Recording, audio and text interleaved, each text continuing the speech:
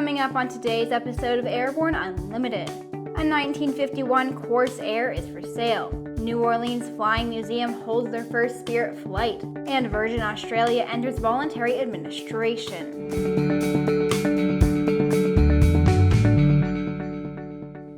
Happy Friday and welcome to the show. I'm Sophie Herlock.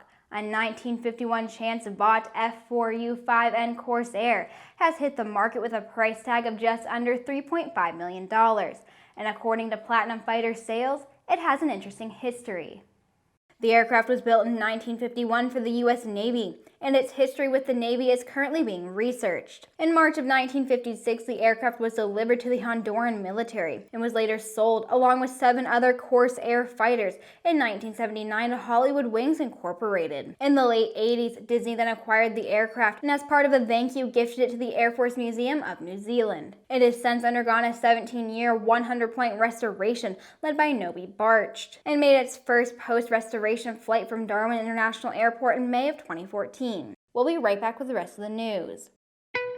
There's a difference between charting a steady course and pushing for the ceiling. And for nearly a century, Hartzell Propeller has been defining that difference. It's in our passion for engineering and research and our dedication to testing the limits of performance. We are built on honor. We are Hartzell Propeller. Sandia introduces the new SAI 340 Quattro TSO'd airspeed, attitude, altitude, and slip. With integral backup battery, safety never looked so good. See it now at www.sandia.aero. Welcome back. It's time for today's trip around the patch.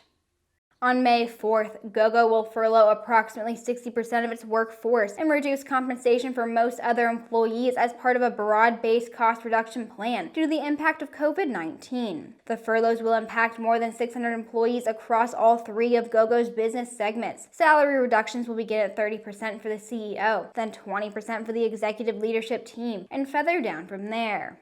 Many pilots have seen their flight time greatly reduced or even paused during the COVID-19 pandemic. In order to help reassure pilots they will have ample time to evaluate their headset purchases, Sporty has increased the duration of their test flight guarantee from 30 to 60 days. This guarantee will give pilots additional time to take their headset flying to ensure the headset is right for them.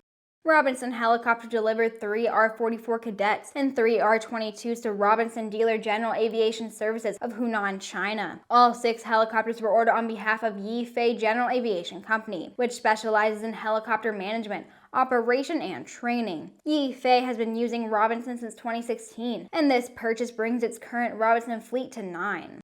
Textron delivered the first 2 Cessna Citation Latitude aircraft configured for flight inspection to Kanematsu Corporation. The aircraft will be owned and operated by the Japan Air Defense Force to ensure the integrity of instrument approaches and airway procedures that constitute the national airspace of Japan. A 3rd aircraft is anticipated to be delivered in early 2021. We'll be right back with the rest of the news.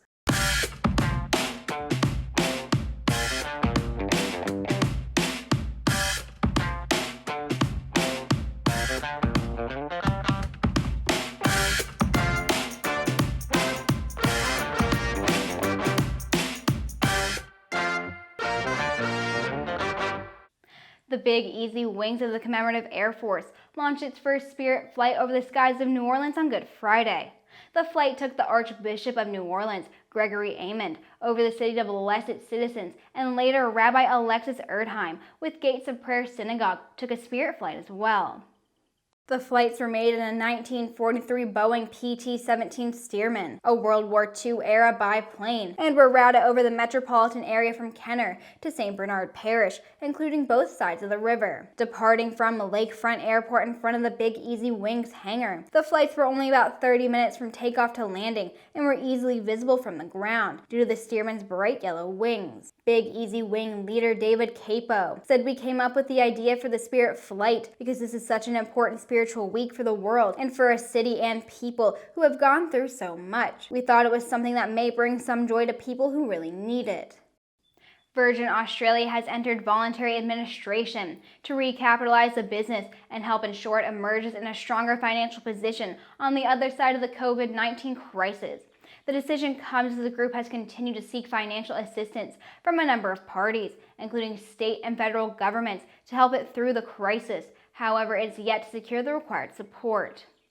Virgin Australia will continue to operate its scheduled international and domestic flights, which are helping to transport essential workers, maintain important freight corridors, and return Australians home. The administrators will be supported by the group's current management team, led by CEO Paul Skura, and will work closely with the team members, suppliers, and partners throughout the process. The board of directors regret that these events have come to pass and acknowledge all the group's employees for their hard work and contribution. The COVID-19 pandemic came as the group is progressing on a significant transformation program to reset its cost base, including consolidating its workforce, simplifying the fleet, withdrawing from unprofitable routes, and reviewing and renegotiating supplier agreements, Skura stated. And that wraps up our week, everyone. Thanks for watching. Please subscribe and check us out on Facebook and on Twitter. To stay up to date on the latest aviation and aerospace news this weekend, head over to aero-news.net. I'll see you Monday.